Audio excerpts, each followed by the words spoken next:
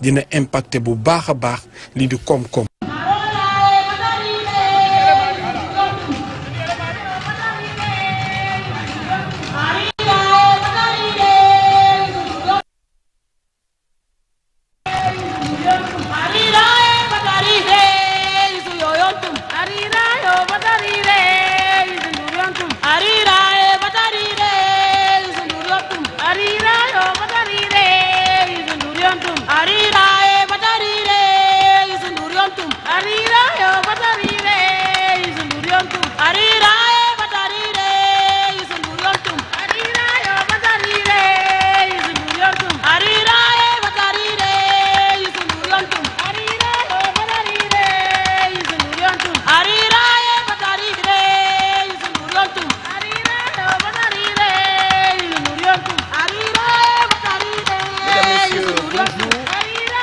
Je vous annonce que Monsieur le Président de la République vient d'arriver.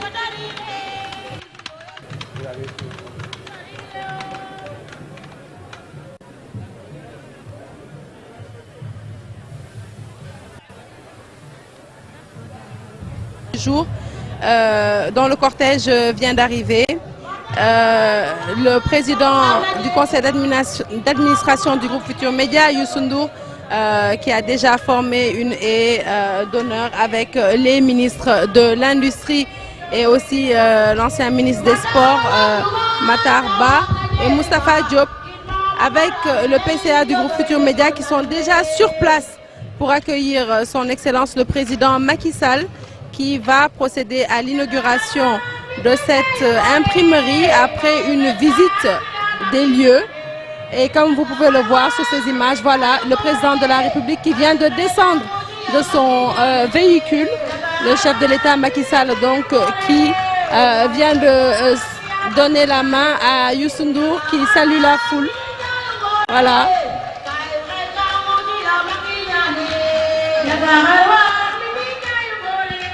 Voilà, le président qui donne la main aux partenaires égyptiens, le groupe Safa Group, au directeur général de la télévision Futurs Médias, monsieur Birane Ndour.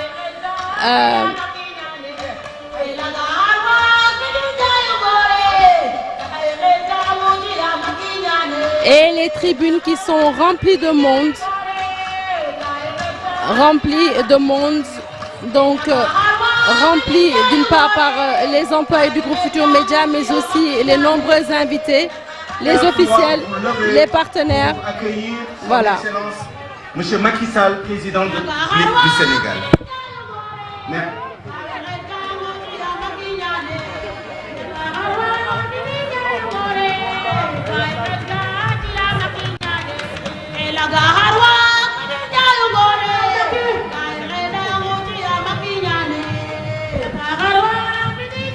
Je pense que c'est bon. Voilà, donc Mamadou Mohamed Ndiaye mu mel ni ki ñu doon xaar boobu ba tey agsi na muy le président de la République son excellence monsieur Macky Sall moom lañ doon xaar mu ñëw inaugurer li nga xamante ne moom mooy imprimerie bi ñu gis ne yegsi na. de la République kii soxna Sara Cissé maa ngi lay nuyu bu baax. maa ngi nuyu téléspectateur yu télévision Futurs Médias. donc laata ñuy yegg ci nuyu bi ngoog son excellence monsieur Macky Sall président de la République yegsi na monsieur Youssou Ndour PCA promoteur. moom moo ko teeru ñu gis na it sa bari nay kilifa yu fi teew gis nga noonu mi ngi ànd ak Birane Ndour ci kilifa yi fi teew ñu mën ci nemmeeku ancien ministre du sport di Matar Ba mais également ministre Abdoulaye Daouda Diallo ministre Moustapha Ba ministre Moustapha Diop ak yéen mi ngi noonu kon président de la République mi ngi noonu ànd ak monsieur Youssou Ndour di nuyu ñi nga xamante ne ji ñoom ñooy assistance bi gis nga nit ñëpp jug nañu ngir jox ko cëram ngir sargal ko mais également ngir nuyu ko mu di mbégte mu rëy moo xamante ne ji mboolem ku teew fii rek amee nga ko gis nga président de la République mooy wër di nuyoo noonu ànd ak Youssou Ndour donc mu war a inaugurer li nga xamante ne ji moo di Impact Safa Group comme ni nga ko waxee di usine d'impression et de packaging boo xamante ne ji gis bu ni mel ci dëndub Afrique bi dina jafe. donc muy lu am solo nag ci fànn yu bari moo tax ñu war a gërëm bu baax a baax ki nga xamante ne ji moo sos lu ni mel. ni ñu ko waxee ñi fi jaar ñëpp daanaka loolu la ñu wax muy ki taxawal lu ni mel dafa jar a gërëm dafa jar a jaajëfal. Sara Cissé lii daf may fàttali voilà kon mi ngi noonu mi ngi amal coupure ruban bi ma bàyyi la kon nga doxal. Visiter l'atelier et monsieur le directeur général de Impact et Safa Group lui présentera le projet.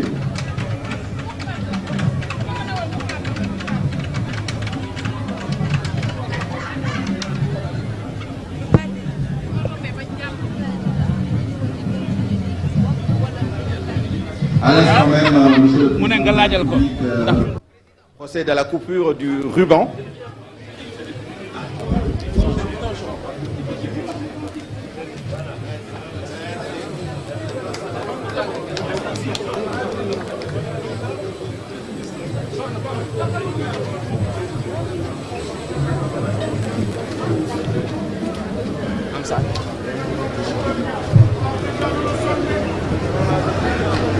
Je vous rappelle que vous pourrez suivre la visite de l'atelier sur les écrans jour installés en face de la tribune officielle.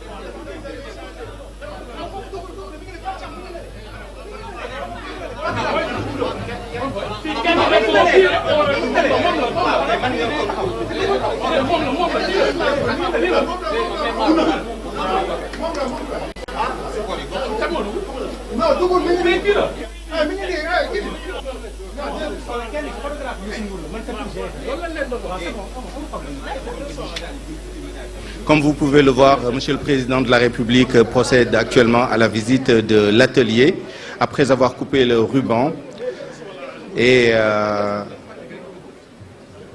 il est accompagné par le promoteur du projet, Monsieur Youssou Ndour.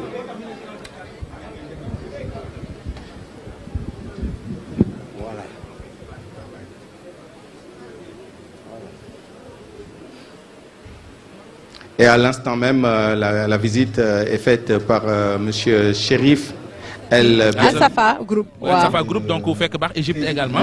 donc ñu ànd ci projet bi muy lu am solo mi ngi noonu donc ci Égypte la xam nga moom tamit Al Safa Trading dafa nekk groupe boo xamante ne ji leader la ci wàllu packaging ci àdduna bi.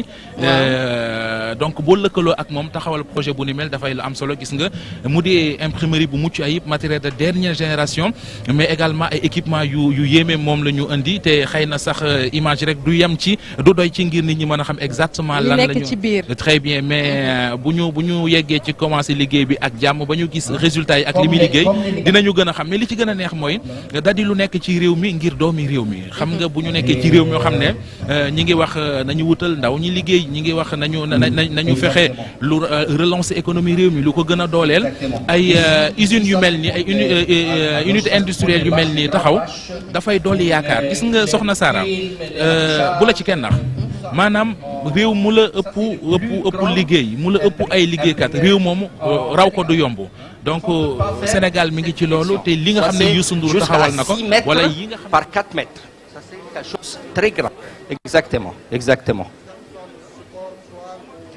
toile bâche papier carton tous les matériels on peut faire.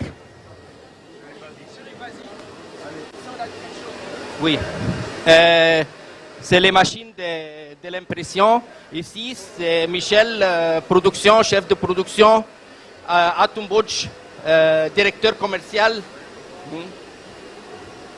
On a les dernières machines d'Allemagne. Ok. Ils ont les machines KBA. Ça, c'est investissement plus que 3 milliards ou 4 milliards de francs CFA. Hein. Et on a le petit type de machine pour imprimer les petites choses. Hein. Ça, c'est par exemple, on fait le feuille pour le cahier ou pour le bloc-notes ou tout ça. Hein. Et pour les livres, pour les cahiers, pour le bloc-notes. Exactement, exactement. On est occupé pour fournir tous les types de cahiers, tous les types de livres, bloc-notes, brochures, magazines, tout ça, alhamdulillah.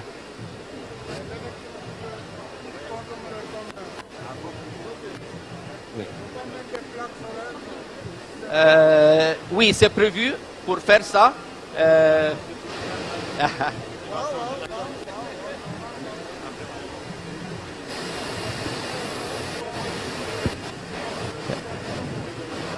Ça, c'est aussi deuxième machine. Maintenant, alhamdulillah, tout l'emballage pour KFC, tout l'emballage pour Sidima, c'est fait chez nous. Alhamdulillah, c'est déjà fait. Hein? KFC, c'est déjà fait chez nous. Avant ça, on exporte ça de l'Égypte. Maintenant, c'est fait, Inch'Allah, alhamdulillah, ici.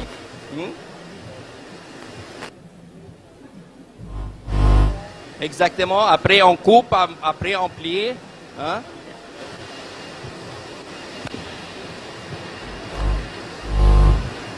Et ça, c'est le grand machine, 6 couleurs avec vernis. Hein? Et ça, c'est l'Égyptien à côté, les Sénégalais.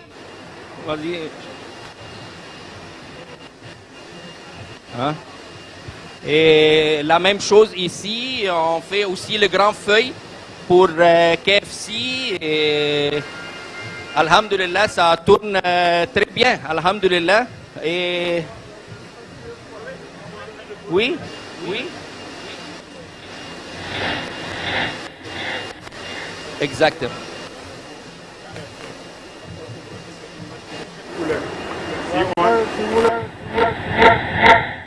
Couleur, on l'a fait le seul passage. Exactement. Voilà l'avantage de ces machines-là. Exactement.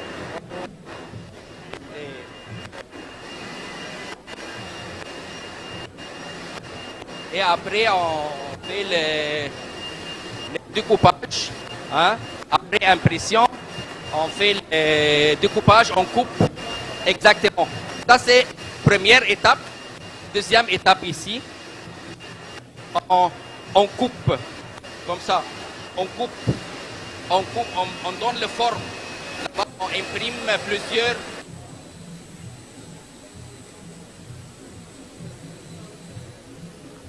Donner au client produit final. Ça c'est machine Bobs, ça c'est machine de Suisse. Ça c'est vraiment dernière technologie. Le plus cher machine du monde. Wallahi. Même en Égypte, 3 machines comme ça. Hein? Ça c'est type. Vas-y monsieur. ابعد شوية كده.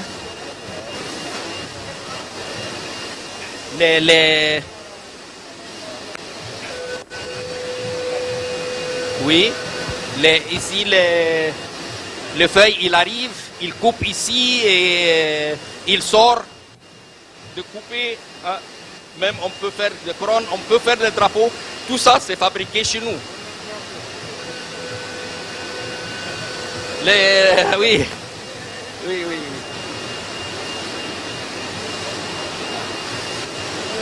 C'est bon, c'est bon. Ok. Et l'Égyptien avec les Sénégalais, il fait la formation.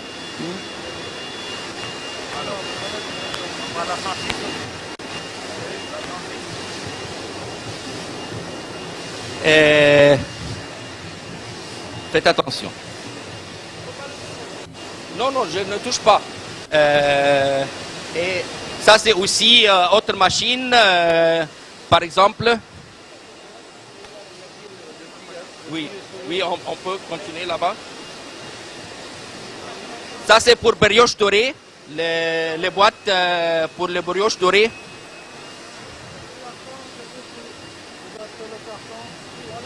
Exactement, exactement.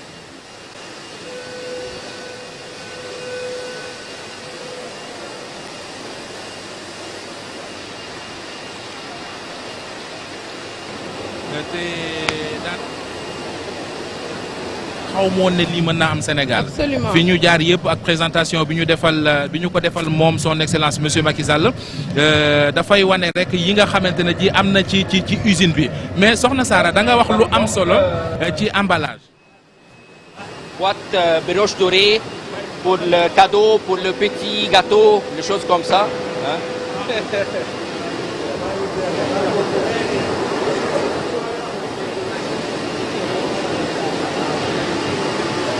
On a plusieurs machines de découpe. conservé Ça, c'est lié. léeg-léeg emballage bu baax emballage de qualité da cay baax donc comme ni ma la ko waxee nag bu fekkente ne am nañu ci réew mi usine boo xamante ne ji mën nañ ko cee amee mais également am ko ci qualité am ko également ci parce que xam nga Sénégal la ñu nekk Afrique la ñu nekk looy jaay lu mu baax looy defar lu mu baax maanaam yombal ko da cay baax loolu nag dañ koy sóor bu baax a baax ci seen liggéey ñoom ñun waa Impact Safa Group sax laay wax voilà donc ñi ngi gis image yi noonu président Youssou Ndour président te li Macky tax Sall ñu mën a rafet njort sax ne njëkk yi dina yomba mooy maanaam li ñu doon waxtaanee sànq ba tey partenariat sud-sud bi ndax xam nga tey boo waroon a jéegaani génn ci li nga xamante ne moom mooy Sénégal wala benn dëkk bu mel ni Burkina Faso am soxla woon loo xamante ne ci wàllu imprimerie la wala ci wàllu emballage mu waroon a génn biir Afrique dem ci yeneen dëkki Europe yi ngir jëfandikoo ko tey day gën a yomb ci moom mu daal di ñëw Sénégal daal di jëfandikoo daal di passer commande am maanaam coopération sud-sud boobu dafay impacter aussi coût bi. Même Burger King en Côte d'Ivoire, on exporte pour eux. KFC ici, Côte d'Ivoire, Ghana, Nigeria, tous les sortes d'emballages, les cartons Nescafé, Maggi, KFC, Inch'Allah, on va être les magazines.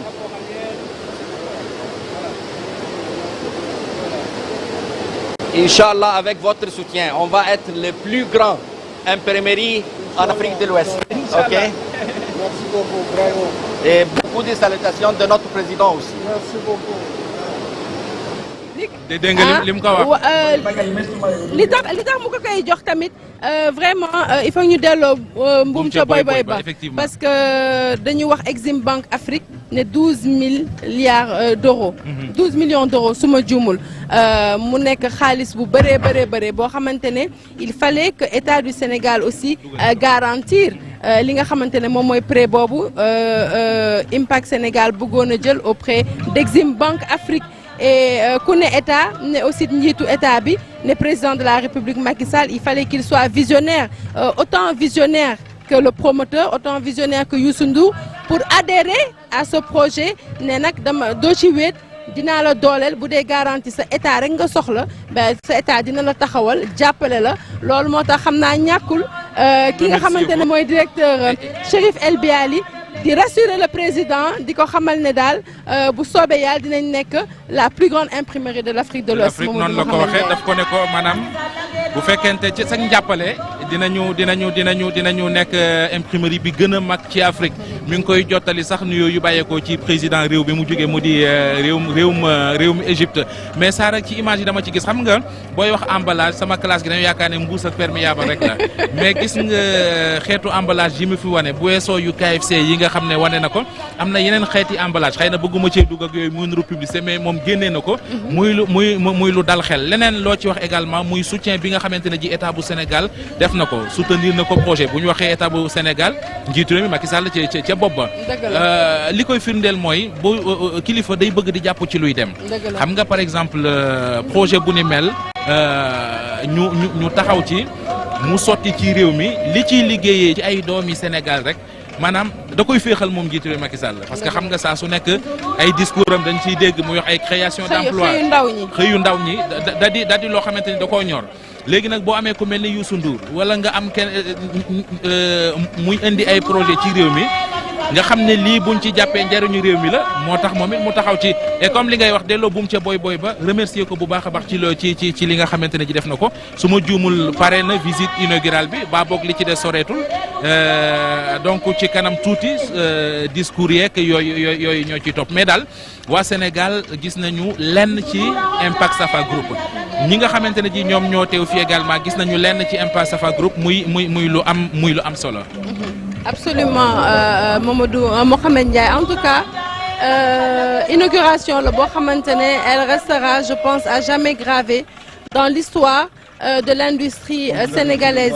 Voilà ñu voilà visite usine bi di poursuivre même le site Mamadou est évocateur mënuñu wax te duñu wax ci li nga xamante ne moom mooy site bi dans la mesure où dafa bokkoon tamit ci lu président faratal mooy déconcentrer li nga xamante ne moom mooy la capitale sénégalaise daal di faire vivre des communes et des régions et des villes yoo xam ne elles sont à la périphérie de la capitale lu mel ni Diamniadio looloo ko tax a juddu par exemple.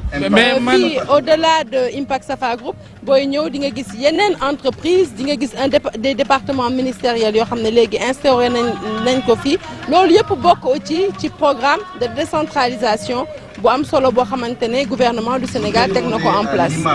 mais soxna Sarr lu toll nii sax macha allah man foo ko doon def biir Dakar dina ma jaaxal maanaam lu toll nii tey bu foo ko doon def biir Dakar dina ma jaaxal pour dellu si ci li nga wax mu di zone bu Diamniadio dafay lu ñor président de la République li koy firndeel mooy projet yi ñu fi def xam nga yaa ngi wax stade de Maître Abdoulaye Wade Diamniadio la ñu ko def yaa ngi wax Arena Diamniadio la ñu ko def sphère ministérielle Diamniadio la ñu ko def donc boo amee lu toll nii lu amee njëriñ nii nga ñëw samp ko Diamniadio junj naa la ko sànq ci sama ndoxteel wax mooy accessibilité bi.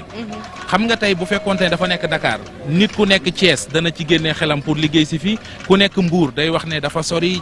mais tey bu ñu ko defee Diamniadio loolu mooy maanaam bari na ay doomu Sénégal yoo xamante ne ji war nañ fi mën a ñëw liggéey si te dafay luy dundal zone bi nag ndax ku xam Diamniadio bu njëkk ba xam Diamniadio léegi xam ne maanaam beneen xar kanamu Diamniadio la ñuy gis te réew àdduna bi yëpp noonu la xam nga tey bu ñu la doon wan image u Dubaï 1990 ak image u Dubaï jamono ji da nga naan lii mënut a nekk nii Diamniadio tey ni taxawaay bi ci président am président Youssou Ndour am ko ci yeneen i homme d'affaires am ko ci yeneen i promoteur am ko ci bu ci ku nekk góorgóorloo danañ tollu jamono joo xamante ne dootuñu waxati Ndakaaru dootuñu waxati centre ville lépp Diamniadio la ñuy wax parce que li ñu bëgg am na fi muy espace li ñu bëgg am na fi muy investisseurs yi ñëw ci chaque jour ngay dégg ñu leen fii woo donc loolu dañ cee war a taxaw dañ cee war a gën a góorgóorlu en tout cas aussi site bu ñu choisir daal comme ni nga ko waxee lu am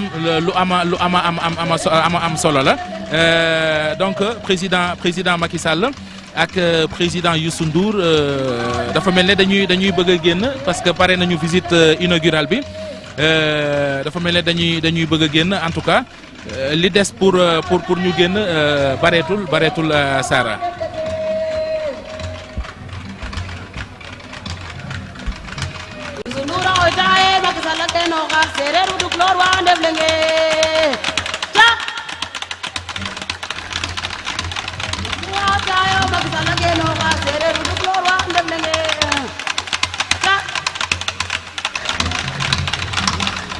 Voilà donc mu mel ni visite bi ba tey donc ñu ngi koy poursuivre Mamadou Mohamed Ndiaye le président de la République Macky Sall actuellement moom mi ngi nekk en entretien ak ki nga xamante ne mooy le promoteur du projet di le président du conseil d'administration du groupe Futurs Médias du GFM Youssou Ndour mu mel ni nag fi mu nekk nii séq nañu ab waxtaan ci ay bureau yu nga xamante ne ñu ngi fii ci imprimerie bi dafa yaatu parce que au-delà de l'espace bi nga xamante ne moom la ñu jagleel li nga xam ne moom mooy machine bi am na tout un espace boo xamante ne administration bi nga xamante ne ñoom ñoo fi liggéey ñoom ñooy awal liggéey bi ci yoon ñoom lañ ko jagleel mu mel ni donc li tax gisuñu leen ci image bi c'est que présentement ñu ngi waxtaanee certainement li nga xamante ne moom mooy inauguration imprimerie bi mais aussi liggéey bi nga xamante ne war nañ ko def fii ci imprimerie bi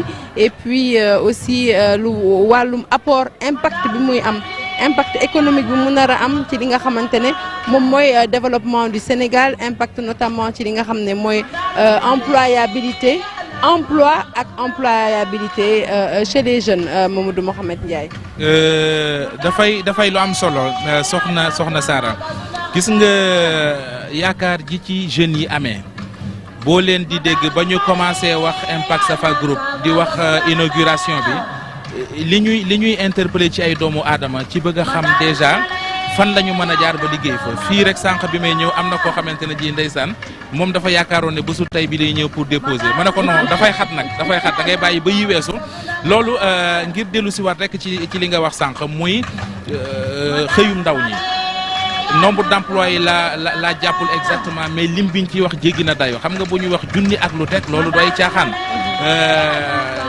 ci réew moo xamante ne ji kenn ku nekk boo xëy suba ba ngoon jot ci jeunes yi li ngay wut mooy lan laa mën a def tey bu lu mel nii taxawee duñ mën lu dul tàccoo ko ak ñaari loxo duñ mën lu dul ki nga xam ne moo ko taxawal ñu ñaanal ko yàlla kàttanal ko yokk ko ba mu gën a mën a taxawal yeneen yoo xamante ne ji dafay mel ne Impact Safa Group ngir njariñul réew mi dama koy faral di dégg muy wax ne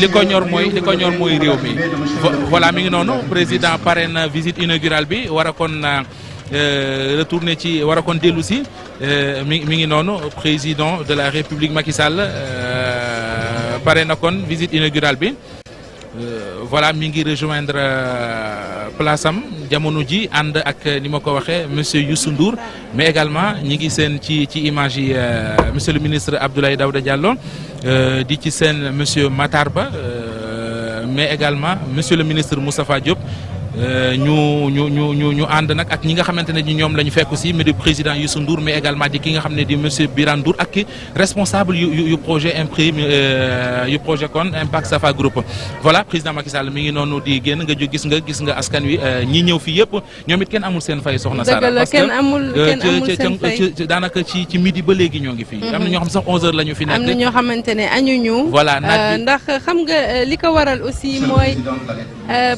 bés bi ki nga xamante ne moom moo ko waral mu Youssou Ndour nga xam ne dafa sax ci xolu sénégalais yi dafa nekk benn nit ku multidimensionnel koo xam ne dañ ko xam ci musique ràññee ko itam ci entrepreneuriat voilà donc mu mel ni le président de la République yegsi na ci li nga xam ne moom mooy tribune bi ñu ko doon sargal moom ak Youssou Ndour ak seeni ay gan ñu daal di toog am naa ñàkkul nag léegi ça va être la place au discours officiel yi xam naa mooy ñëw tàmbali dans pas très longtemps doguma la soxna Sara loolu du ci mën a ñàkk nag ndax fi mu ne sénégalais yëpp ñoo ngi toog di xaar le promoteur mu indi ay leeral yu gën a yaatu ci projet bi mais également di xaar monsieur le président de la République mi nga xamante ne comme ni ñu koy waxee lu bari indi ko ci projet bi ñoom it ñu gën a leeral nit ñi ci projet bi ci kon Impact Safa Group.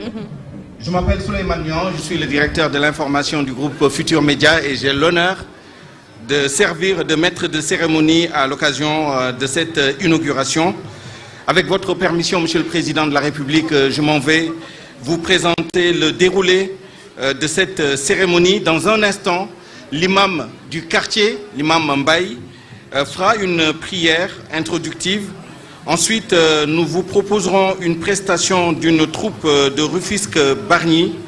Ensuite, suivront les allocutions, à commencer par celle de M. Birane Ndour, directeur général de Impact Safa Group, suivi de l'allocution de M. Chérif El Biali, directeur général de El Safa Printing. Ensuite, nous entendrons l'allocution de Mme Noa Ahmed Maher Khedr, ambassadeur de la République arabe d'Égypte. Ensuite, M. Youssou Ndour, promoteur du projet, prendra la parole et ensuite nous entendrons le discours de Monsieur le Président de la République et cela clôturera cette cérémonie. J'invite donc l'imam du quartier à faire la prière introductive à cette cérémonie, l'imam Mbaye. Alhamdulillahi rabbil alamin ñu ngi ñaan rek yàlla indi jàmm ci Sénégal président na yàlla def jàmm maa ngi lay ñaanal jàmm di ñaanal président Youssou Ndour suñu directeur général suñu ministre et mon frère Abdoulaye Daouda Diallo mu ngi fii mboolem julli yëpp maa ngi leen di ñaanal ñu def fatiha salatul fatihi أعوذ بالله من الشيطان الرجيم بسم الله الرحمن الرحيم الحمد لله رب العالمين الرحمن الرحيم مالك يوم الدين إياك نعبد وإياك نستعين اهدنا الصراط المستقيم صراط الذين أنعمت عليهم غير المغضوب عليهم ولا الضالين آمين اللهم صل على سيدنا محمد الفاتح لما أغلق والخاتم لما سبق ناصر الحق بالحق والهادي إلى صراطك المستقيم وعلى آله حق قدره ومقداره العظيم اللهم ربنا آتنا في الدنيا حسنة وفي الآخرة حسنة وقنا عذاب النار سبحان ربك رب العزة عما يصفون وسلام على المرسلين والحمد لله رب العالمين آمين. Amin, Imam, qu'Allah le Tout-Puissant entende vos prières et les exauce. Nous invitons à présent la troupe de Rufisque-Bargny à nous proposer une brève animation.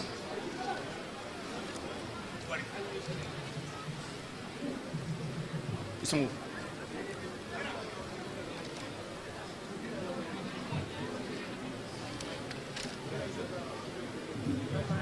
Nous allons passer à la prochaine étape, c'est-à-dire aux allocutions, et nous allons reporter cette prestation artistique à la fin de la cérémonie, si le temps le permet. J'invite donc M. Birandour, directeur général de Impact Safa Group, à prendre la parole.